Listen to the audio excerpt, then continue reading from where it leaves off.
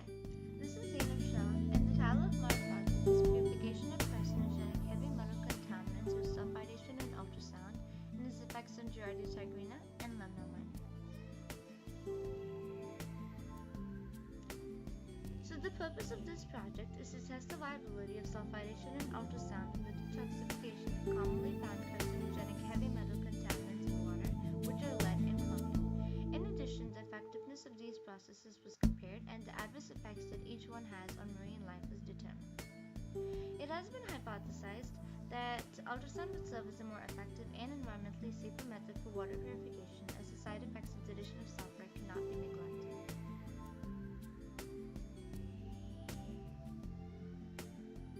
So sulfidation is simply the process of instilling sulfide ions into a compound, and these ions attack the main components of heavy metals that contribute to its toxicity, which is its size, surface area, and the release of certain ions. Ultrasound, on the other hand, uses a combination of a process known as cavitation, which is the creation of tiny bubbles, extremely high pressure, temperature, and a high-pitched sound, which is our ultrasound, to create OH radicals, which are highly reactive fragments, which in turn split water molecules and leave us with purified water. Let's move on to my entities. I've used lemna minor, also known as duckweed, which are tiny aquatic plants. I simply counted the number of fronds developed over a 5-day period to determine the effect of the respective purification process. The next entity that I've used is Giardia tigrina, commonly known as brown planaria, which are extremely small flatworms with an ability to regenerate itself. And this regeneration process relies on a large group of stem cells known as neoblasts.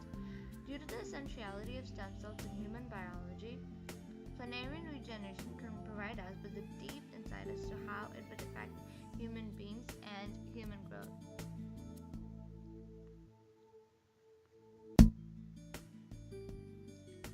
Let's move on to my results. As you can see in this graph, sulfidation has the most adverse effects on the frond development of lemna minor, as the least number of fronds develops after the exposure of water purified using sulfur.